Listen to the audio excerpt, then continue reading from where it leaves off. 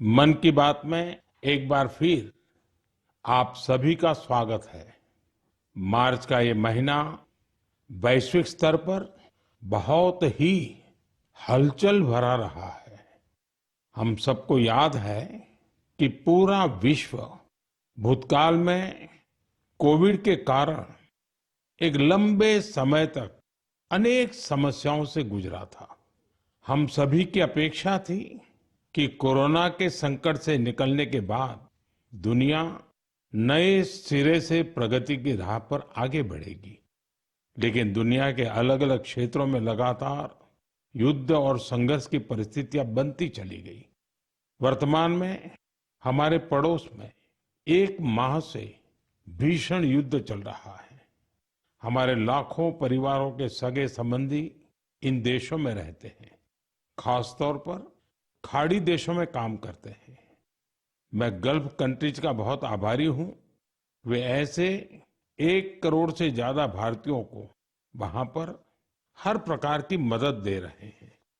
साथियों, जिस क्षेत्र में अभी युद्ध चल रहा है, वह क्षेत्र हमारी ऊर्जा आवश्यकताओं का बड़ा केंद्र है। इसकी वजह से दुनिया भर में पेट्रोल और डीजल को लेकर संकट की स्थिति बनती जा रही है। हमारे वैश्विक संबंध, अलग अलग देशों से मिल रहा सहयोग और पिछले 1 दशक में देश का जो सामर्थ्य बना है, इनकी वजह से भारत इन परिस्थितियों का डटकर मुकाबला कर रहा है।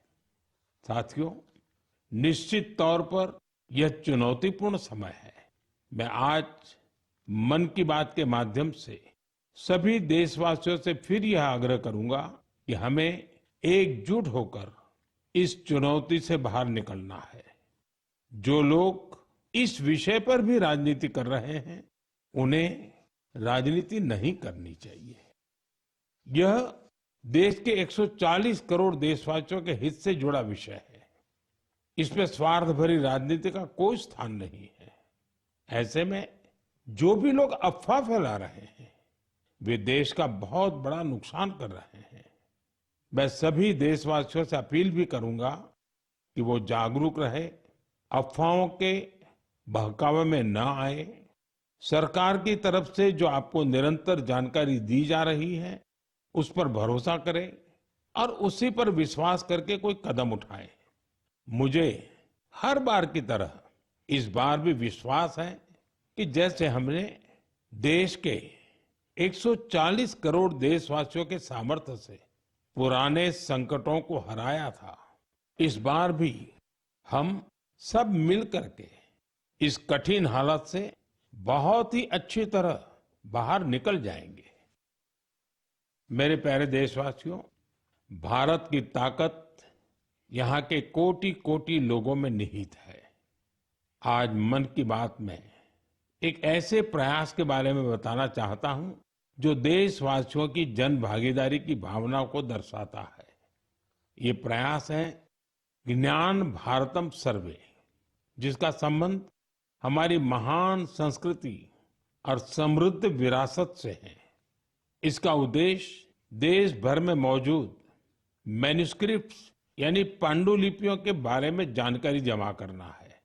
इस सर्वे से जुड़ने का एक माध्यम ज्ञान भारतम ऐप है।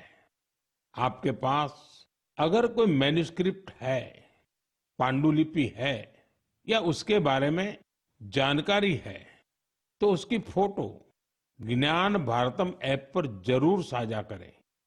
हर एंट्री से जुड़ी जानकारी को दर्ज करने से पहले उसकी पुष्टि भी की जा रही है। मुझे इस बात की खुशी है कि अब तक हजारों मैन्युस्क्रिप्ट्स, पांडुलिपि लोगों ने शेयर की है। उदाहरण के तौर पर अरुणाचल प्रदेश के नामसाई के चा नंती सिंह लोआंग जी ने ताई लिपि में पांडुलिपियां साझा की है। अमृतसर के भाई अमित सिंह राणा ने गुरुमुखी लिपि में पांडुलिपि शेयर की है। यह हमारी महान सिख परंपरा और पंजाबी भाषा से जुड़ी लिपि है। कुछ संस्थाओं ने पाम लीफ यानी ताड़ के पत्तों पर लिखी मैन्युस्क्रिप्ट दी है। राजस्थान के अभय जैन ग्रंथालय ने कॉपर प्लेट्स पर लिखी बहुत पुरानी पांडुलिपियां शेयर की हैं।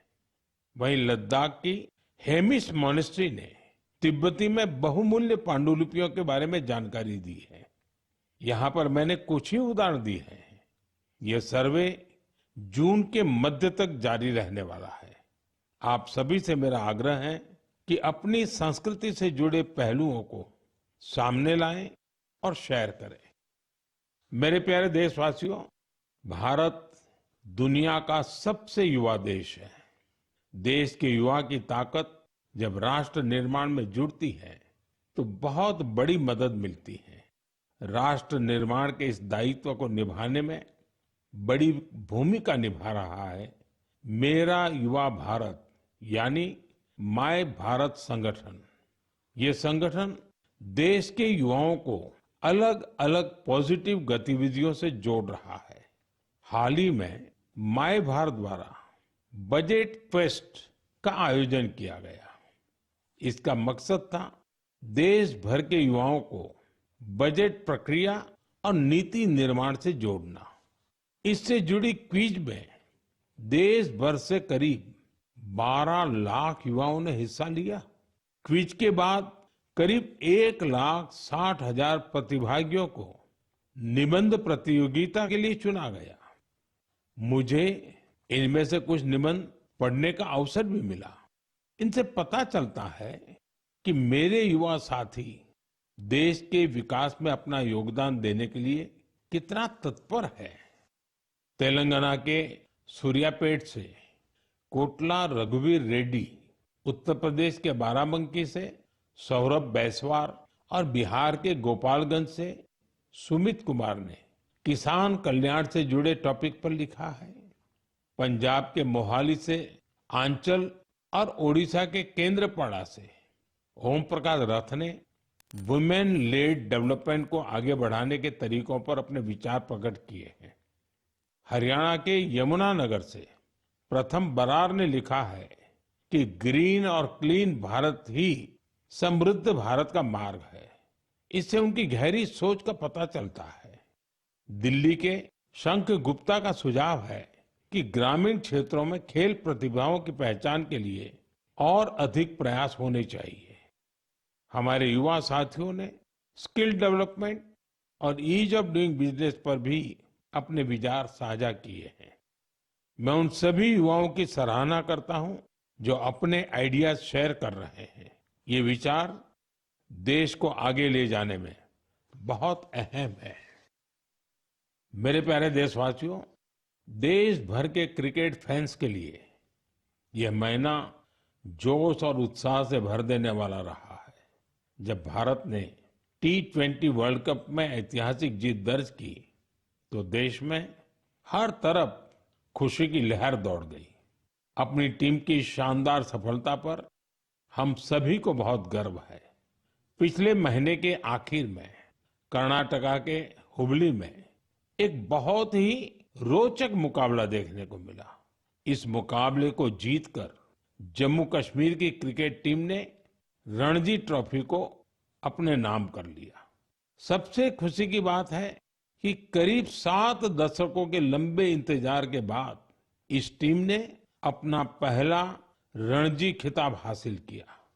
यह अभूतपूर्व सफलता खिलाड़ियों के कई वर्षों के निरंतर प्रयासों का परिणाम है।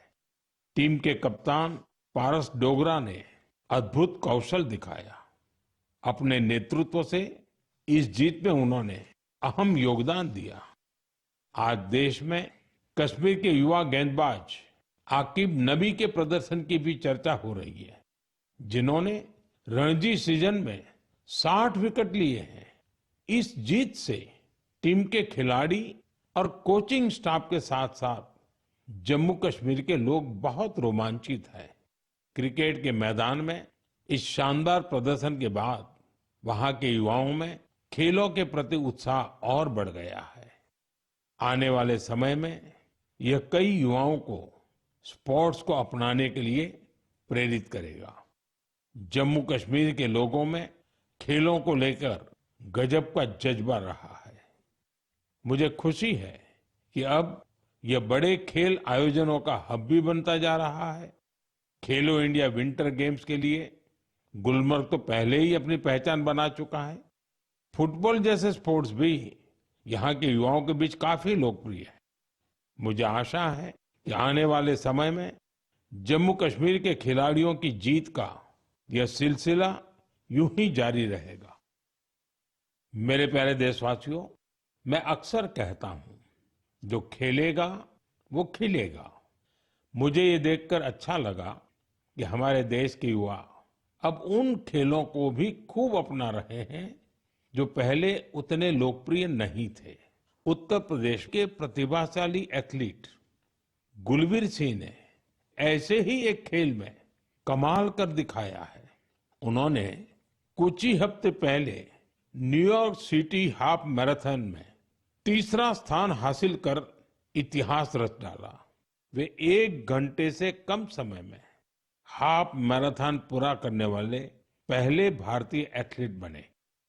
स्क्वॉश खिलाड़ी बेटी अनाहत सिंह ने स्क्वॉश ऑन फायर ओपन का बड़ा अंतर्राष्ट्रीय खिताब अपने नाम किया। सिर्फ 17 साल की उम्र में उन्होंने ये सफलता हासिल की। इसके साथ ही वे पीएसए वर्ल्ड रैंकिंग में टॉप 20 में जगह बनाने वाली सबसे कम उम्र की एशियाई महिला खिलाड़ी बन गई है। मुझे अस्मिता एथलेटिक्स लीग की जानकारी भी मिली है। इसमें 8 मार्च को महिला दिवस के अवसर पर कई स्पोर्टिंग इवेंट्स का शानदार आयोजन किया गया। लीग में करीब 2 लाख बेटियों ने भागीदारी की। ये देखकर अच्छा लगता है कि भारत की नारी शक्ति देश में हो रहे इस स्पोर्टिंग ट्रांसफॉर्मेशन में अहम भूमिका निभा रही है। साथियों, मेरा हमेशा से यह आग्रह रहा है कि आप सभी अपनी फिटनेस पर जरूर ध्यान दें। अंतर्राष्ट्रीय योग दिवस में अब 100 दिनों से भी कम समय बचा है। पूरी दुनिया में योग के प्रति आकर्षण भी लगातार बढ़ रहा है। अफ्रीका के जिबूती में अलमिस जी अपने अरविंद योग सेंटर के जरिए योग को बढ़ावा दे रहे हैं। वे यहाँ की कई और जगहों पर भी लोगों को योग सिखाते हैं। आप में से कई लोगों ने इंस्टाग्राम कंटेंट क्रिएटर युवराज दुआ की पोस्ट पर मेरे से रिप्लाई को लेकर कमेंट्स किए हैं। उन्होंने मुझसे आग्रह किया था कि मैं उनके पिता से कहूं कि वे शुगर इंटेक कम करें। मुझे खुशी है कि मेरे अनुरोध का उनके पिता पर सकारात्मक प्रभाव पड़ा है। मैं आप सभी से आग्रह करूंगा कि आप भी शुगर इंटेक को कम करें और जैसा मैंने पहले भी कहा है, हमें खाने के तेल में 10% की कटौती भी करनी है। इन छोटे छोटे प्रयासों से आप मोटापे और लाइफस्टाइल से जुड़ी बीमारियों से दूर रहेंगे। मेरे प्यारे देशवासियों, एक पुरानी कहावत है, करत करत अभ्यास के जड़ मत होत सुजान। यानी जब हम निरंतर अभ्यास करते हैं तो उतनी ही ज्यादा बुद्धिमत्ता हासिल करते जाते हैं। लोग भी सबसे बेहतर तब सीखते हैं जब उनकी सक्रिय भागीदारी होती है। मुझे बेंगलुरु में शिक्षा से जुड़े एक यूनिक प्रयास के बारे में जानकारी मिली है। यहाँ एक टीम प्रयोग इंस्टीट्यूट ऑफ एजुकेशन रिसर्च चला रही है। इस टीम का रिसर्च प्रोजेक्ट पर विशेष फोकस है। यह टीम स्कूल लेवल पर साइंस एजुकेशन को लोकप्रिय बनाने में जुटी है। उन्होंने अन्वेषण नाम का एक प्रयोग किया है। इसके जरिए 9वीं से 12वीं क्लास तक के स्टूडेंट्स को केमिस्ट्री, अर्थ साइंसेस और वेलनेस जैसे क्षेत्रों में इनोवेशन करने का मौका मिलता है। इससे स्टूडेंट्स को रिसर्च का बहुत अच्छा अनुभव हासिल होता है। साथ ही अपने प्रोजेक्ट्स को पब्लिश करने का प्लेटफॉर्म भी मिलता है। साथियों, परीक्षा पे चर्चा के दौरान कुछ स्टूडेंट्स ने मुझे बताया था कि वे साइंस पढ़ना तो चाहते हैं, लेकिन उन्हें इससे डर भी लगता है। इस दिशा में प्रयोग की टीम का प्रयास बहुत ही सराहनीय है। यह पहल स्टूडेंट्स को साइंस के साथ जुड़ने और प्रैक्टिकली कुछ करके दिखाने का मौका देती है। जब हम किसी चीज को खुद करके देखते हैं तो जिज्ञासा और रुचि पैदा होती है। कौन जानता है कि मेरे युवा साथियों में ही कोई आने वाले समय का बेहतरीन साइंटिस्ट हो। साथियों, शिक्षा के माध्यम से अतीत को संरक्षित करने और भविष्य को तैयार करने का एक प्रयास नागा समुदाय भी कर रहा है। इस समुदाय के लोग अपनी आदिवासी परंपराओं का बहुत सम्मान करते हैं। वो इस पर गर्व तो करते ही हैं, साथ ही अपनी अप्रोच को आधुनिक भी रखते हैं। नागा ट्राइब्स में मोरुंग लर्निंग की एक पारंपरिक व्यवस्था थी। इसमें बुजुर्ग लोग अपने अनुभवों से युवाओं को पारंपरिक ज्ञान, इतिहास और लाइफ स्किल्स के बारे में बताते थे। समय के साथ यह सिस्टम अब मोरुंग कॉन्सेप्ट ऑफ एजुकेशन में बदल गया है।